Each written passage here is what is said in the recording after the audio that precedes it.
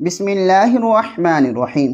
سجدوں کی درمیانی دعا۔ آج میں آپ کو ایک ایسی دعا بتاؤں گا کہ نبی اکرم صلی اللہ علیہ وآلہ وسلم نماز پڑھتے ہوئے 2 سجدوں کے درمیان اس دعا کو پڑھا کرتے تھے۔ آپ نے بھی اس دعا کو ضرور پڑھنا ہے۔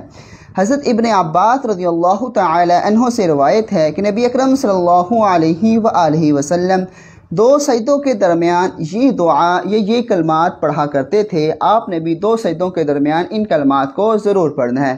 کلمات کیا؟ اللہم اغفرلی ورحمنی وعافنی واہدنی وارزقنی۔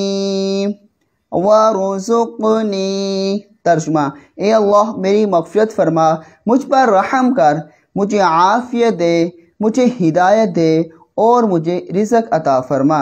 اللہ تعالیٰ سے دعا ہے اللہ تعالیٰ ہم سب کو رزق حلال کمانے اور رزق حلال کھانے کی توفیق عطا فرمائے۔ آمین ثم آمین۔